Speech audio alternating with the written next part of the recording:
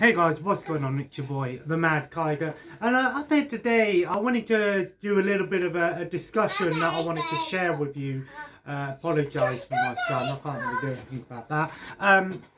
But one of the things that I wanted to share is something quite important, especially to collectors alike. So if you are thinking about collecting games and collecting systems, this video might help you out a little bit. And that's probably the most important thing, is prioritizing, and I'll get to that in just a little bit. But the first thing I do want to recommend for everyone to do is to get a some sort of tracker. Now that is very important when you have got a decent sized amount of games, or you are seriously thinking about, you know, collecting a decent amount of games, especially if you're collecting multiple systems at a time. And there are multiple trackers out there for you to you know, experiment with which ones you prefer. Now I personally use my game collection, which is available on Android systems. It might be available on iOS, I don't know. And to be honest, it works really well. Yeah, and the best part about having it on your phone is when you're out and about, if you see a game and you're in two minds whether you have it or not, at least you can then, you know, just go onto your app and check it. Another one is that I recommend if you use desktop is RF generations. I would recommend having both, one on your phone and one on your computer, if you do have that available to you. But it is something that is worth mentioning, is getting a tracker. Keep track of what you have and what you don't have, what you would like, what you're looking out for. My game collection is really good because not only can you show what games you've got, but you can also add lots of information, and it gives you other sorts of information like how long the game takes to beat, the critic score, sometimes even the buy and sell rate. So yeah, if you are into that sort of thing, it does have all of that information available. Now the thing is, you know me, I don't have just two systems, I have multiple systems. And one of the most important things I would mention to people who are new to collecting, who are trying to get into collecting, is prioritizing not only your systems but your collection. I'm going to focus on the systems first, and then we'll get into the games afterwards. Now you've got to first look at what you have available to you. So it really comes down to what sort of TVs you have available. Now I'm quite lucky, I've got two TVs downstairs and then I've got one upstairs in my bedroom. And of course they're all HD TVs, none of them are anything special, they're just HD TVs. I do eventually want to upgrade to 4K TVs, of course. Now you've got to then prioritise. Say for example, we'll just go on the fact you might have one TV downstairs and one TV upstairs.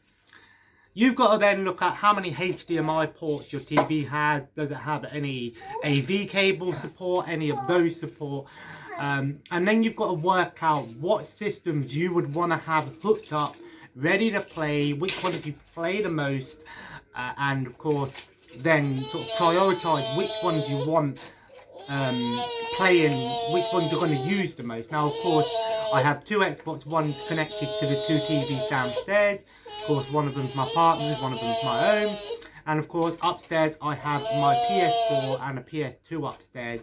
Now the one upstairs only has one HDMI port, so I do have to switch between them, but there's plenty of it's not an issue. When you're getting into some more retro systems, pre-HD systems, you've then got to prioritise. Do you want to use these systems with AV or RGB, a component, VGA, or do you want to just go for the easy option and get HDMI adapters? I would recommend HDMI adapters are the best option for collectors. Now there are mods and things out there that you can get. Oi! Now there are plenty of mods out there and things you can do to your older systems if you have the money, if you want to do that. That's not really what I'm trying to get into here. I'm just saying that for me personally, the ultimate goal is to have all of my systems ready and set up, whether they're all in one room or they're all in different rooms. Again, that will come and go as I sort of work on that. But it is important to note what systems you want to have set up and the ones that you want to play the most. There's no point setting, if you've only got one TV with 2 HDMI ports, you don't want to have, you know, a Sega Mega Drive set up there and then, you know, PS4, and you don't really play a lot to Sega Mega Drive. You want to have the systems that you want to play the most. You don't want to have all of your systems taking up all your space. You want to make use of the space that you have and have the system set up that you're going to play the most. And like I said, HDMI adapters are a great way for you to be able to plug and play your systems without too much hassle, without any need to get any special adapters or, you know, get an old CRTV. I know some people swear by CRTVs with older systems, which is true. It is still in many people's way the best way to play the older systems, but it's not necessarily the most preferable way for most people, because it just means you have to have a big old TV somewhere. Some people can get a small one these days quite cheap and stuff, but again, you really want that extra TV just to play, you know, your Sega Mega Drive or your NES, when you can go out and buy a HDMI adapter and play it on your HD TV without too much hassle. Again, if you're interested in all the video options and things, check out some other videos. There's plenty on YouTube. Metal Jesus does some great stuff with those sort of HDMI and options available for each systems out there, so check those videos out. That's not what I'm talking about really, but so like I said, you know, I've got the Xbox One down here because if I'm playing the Xbox One, most of the time I'm playing it with my friend or my partner, so it's easier to have it down here. Plus my son uses it for his YouTube in the day or Netflix or whatever. And then upstairs, you know, I've got the PS4, which I play mostly on my own. And then obviously I've got, you know, the PS2 up there if there ever is a day where I do want to play some PS2. Plus, you know, like last week with my mate coming round, you know, PS2 was the best system for us to play on. So that's sort of the system side of things covered almost. Now I might have missed a few things. I don't want this video to drag on for too long. I don't want to do a long video on this. I'll probably go into more detail when I have more time on my hands to do that, but do recommend checking what systems you want to collect for, what systems you want to play the most. Don't just have all the systems ready to if you want to have them all ready to play, that's the best thing you can do, right? But if you don't have that space and you don't have, it's not available for you to do that right away, don't try and force yourself to do that. Just maybe stick to 1 or 2 systems.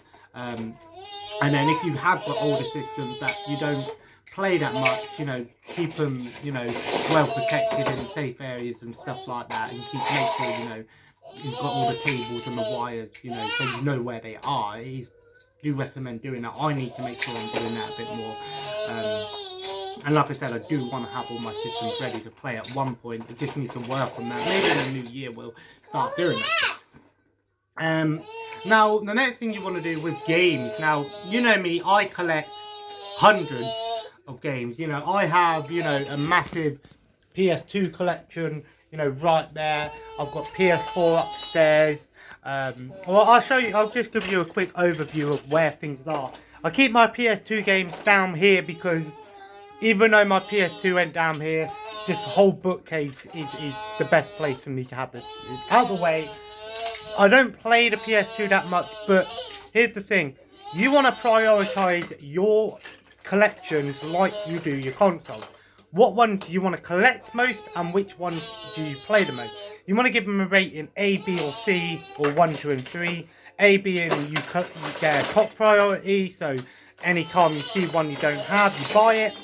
And then, you know, B being like you don't mind having new ones here and there. And then C being you don't really get them that much. Maybe once, one game every. So, best way for me to say it, if you've got an A-level collection, it would mean any time you see a game you don't have, you buy it, within reason, of course. B being maybe you get a couple of games every month for it, and then C being maybe one game every month for it, you know. So my PlayStation 2 collection, the collecting side of things is an A level. So anytime I see a PS2 game that I don't have, 9 times out of 10 I will get it. Whether or not, you know, within reason, of course, price, money pending. And same thing goes for playing them. A being you play them all the time, B being occasionally, maybe a few times a month, and then C being not that much. So my PS2 would be more of a B in terms of playing. I don't play the PS2 all the time, but I do play it every so often. So yeah, I do have my Xbox One games in here, in these drawers. Xbox One used to be an A-level collecting for me. I used to collect Xbox One games as my main, and then the PS4 used to be sort of, I would get only this, the Xbox One used to be any game I get on the Xbox One, and then PS4 used to be exclusive only, but now I swapped that. So the Xbox One is actually a C level now. I don't collect Xbox One games hardly at all, especially physical games, because I have Game Pass, and most of the time the games that I play on my Xbox One are with my friend. We only have a select few games we do play, but I would say in terms of playing the Xbox One, it still is at a level A, because I do play the Xbox One quite a bit. And you see what I'm trying to do here. You see what I'm trying to do here by giving each system and collection a level, because it will help you prioritize what sort of things you do. If we go into the next room here, I do collect DVDs and Blu-rays. In terms of collection, I'd say it's maybe a B plus. I do get DVDs quite often, but not every single time I go out there and buy them, and because I do watch them quite a bit as well. So I just thought I'd mention that. This bookcase does need sorting out, so I do apologise. I will have to do a big sort out, but Xbox 360 games are probably a level B plus, maybe an A. I do collect Xbox 360 games quite a bit. And in terms of playing them, I don't really play them that much, maybe a B minus, even a C. But the good thing is with the Xbox 360, a bunch of these games are backwards compatible, so you can play them on Xbox One, which is one thing I do appreciate the Xbox One doing. DS and 3DS games, a C for both of them. I don't play the DS. I don't really collect for them that much. I don't have a 3DS anymore, so I might purchase a 3DS and start getting some of the more exclusive ones, some of the better games. The DS had a lot of shovelware. Same thing goes for the Wii U actually, and the Wii. The Wii. I don't really collect that many games for the Wii anymore, so it's gone back to a C now, and playing them again a C. Wii U on the other hand, I do try to get a bit more Wii U games now. It's on maybe a B plus, so I tend to try to get as many Wii U games within reason, because I do want to start collecting the Wii U properly, because it is doable to get a full collection. There's not only like nearly 200 games worldwide, so it is doable, but I don't play the Wii U that much either, so that's still on a C level. And the same thing goes for PC, down here, a C on both of them. I don't have a laptop or a PC to really play PC games on, so there's no point me collecting PC games at the moment. If that changes, I'll let you know. And then finally, in the last room, of course, I do keep most of my systems in here. Not the greatest way to keep them at the moment, but it's what I do. PlayStation 1 games, on the other hand, in terms of playing them, I want to play them, but half the time when I go to play them on my PS2, they don't work. So either the games are wrong, or there's something wrong with my PS2, I don't know. But in terms of collecting them, they're probably a B plus, maybe even an A. Anytime I see a PS1 game that I don't have, and it's reasonably priced, I will try to get it. Same goes for Dreamcast. I have only like 6 Dreamcast games, but because they're still quite somewhat expensive, I don't buy them that much because I don't feel like they're worth having paying the prices that some places charge for them. But if I do see one reasonably priced, I will get it. PS3 on the other hand is a C. I don't collect PS3 anymore really. Occasionally I might get a JRPG that I haven't got, and sometimes exclusives, but because I've got PS Now, a bunch of these PS3 games are on PS Now, so I can play them that way. PSP, on the other hand, C on both of them. I don't collect PSP games that much anymore. Same goes for playing them. Most of them there aren't even mine, they're my partner's. Sega Mega Drive games, well, cartridge games, so we say, so Sega Mega Drive, Super Nintendo, and Nintendo 64. I'd say they're on maybe a B level of collecting. I do try to get them when I do see them reasonably priced. As for playing them, I don't really play them that much because all of my they're not set up to play. So when I do get them all set up, I will start playing them. And then obviously PS Vita, I want to say an A level in terms of collecting. I always want to get more Vita games, but because they're not that easily available anymore, and I think some of them are a bit overpriced still. I don't have that many Vita games, as you can see. And then obviously PS4 is obviously still a level A and a playing level A. Play the PS4 quite a bit, and same thing goes for the games. If I see a game that I don't have, 9 times out of 10, if it's reasonably priced, I will get it. So you can see what I was trying to get at by doing this. What I'm trying to say is doing something like that will help you sort of prioritize what sort of stuff you want to collect for and which stuff you want to play the most. So, but they can have different levels of they can have different levels on both of them. You know, you could be like, for example, like with my PS2, it's a collection level A, but in terms of playing it, it's maybe a B or a B minus. You know what I mean? And again, you don't have to do this, but I find giving something a bit of a rating like that will help you, you know, prioritize what you want to collect for and what you want to play the most. There's no point, you know, collecting games that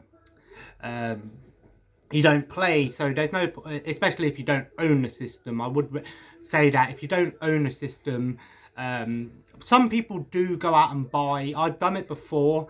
Go out and buy, you know, games for systems they don't own, and then get the system later on. That's fine, you can do that, but I wouldn't recommend doing it with something new. I'd only recommend doing it with some of the older stuff, especially if you see it for a good price. Again, doing this prioritizing thing can help you if you want to sell your games, which I don't like doing that much, but I have done it. As you noticed, I don't have any more original Xbox or GameCube games, and that was because obviously I didn't really play those systems, and obviously I upgraded and I obviously got modded versions of those consoles. But also, again, because I don't play those systems, there's no point me having the games for them. So the same thing might happen with my you know, DS collection eventually, you know, but because again a lot of those DS games aren't mine, it's not really my place to sell them. But it is worth mentioning that if you do need to sell your games, again, don't sell your games that are like a level A of collecting and playing, because you don't want to sell it and then sort of regret it later on. It's better off trying to sell some stuff that you don't play or you don't use that much.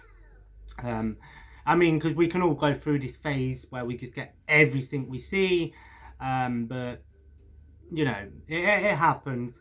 So I hope this sort of gives you a sort of little guide as to what sort of things you want to prioritize on, and it does help as a collector, because it makes you sort of what I'm trying to say, it will try to stop you from over encumbering yourself, if you want to put it that way. It will try to stop you from having so much games, and you know, half of them you don't need, kind of thing. Again, as a collector, you know, the ultimate goal is to have every game for every system. that you own. But again, it's really down to personal preference on what you want to collect for and what you don't want to collect for. Like I said, that can change because, like, with the PlayStation, with the Xbox One, for example, I used to collect everything for the Xbox One, so multi-platform games and exclusives, and then obviously I switched over to PS4, and now the games that I get are on PS4. Now, I know a lot of people hate me for that because they say, well, you know, Xbox One is the better console to play most games on. But because obviously, like I said, I don't play the Xbox One that much solo as I used to. I play the PS4 more on my own. That's why I tend not to buy Xbox One games anymore, because again, you got things like the Game Pass and stuff, so any games that I want to play on the Game Pass, there's no point me owning the physical version for the Xbox One if I can play that game anyway. So yeah, anyway guys, I hope you enjoyed this little video. Something a little bit different in terms of discussions. Let me know if you like these sort of discussions, if they sort of help in any way. I can't really say if they will help or not. I'll try to if I can, but if they don't, I'm sorry. But if you enjoyed today's video, feel free to leave a like and of course comment below. Let me know what you've been up to lately. Any good Christmas present ideas? What are you hoping to get for Christmas? Christmas is on the way. I'm still hoping to get a Nintendo Switch for Christmas. I don't assume anything, but I'm happy for whatever I get, always have been. But if I do get a Switch for Christmas, I will be quite happy. If not, I might buy one in the new year. And as always, feel free to subscribe if you haven't already. I think it's time to have another cup of tea. Might take my son out for a walk and stuff. Do his dinner and stuff. Tonight I'm playing some more Witcher 3. So yeah, of course feel free to follow me on Twitter and Instagram at @TheMadKaiger. And of course guys, actually I thought I would mention I am now streaming on Mixer at @TheMadKaiger again. Whenever I play Xbox One now, I will be streaming or broadcasting. So check me out on Mixer. You know, you can check out some videos on there. I might start trying to do more streaming on YouTube, maybe Twitch even in the future on PS4. The only problem is when I do it on the PS4, it minimises the screen, which annoys me. So I might have to go into the settings and see if I can change that, whereas Xbox One, it doesn't do that. So yeah, I will be trying to stream some more Mixer and stuff. So check me out on there. Of course, I will be sharing on Twitter and Twitter more so than Instagram when I am streaming. Of course, you can see the past streams on Mixer anyway. They stay on there for a while. I did a Minecraft and a World War Z one the other day, and last night I did a Dead Island one, of course. So I will see you in the next video. Take care, and as always, have a nice day, and I will see you in the next video. Take care, and bye bye.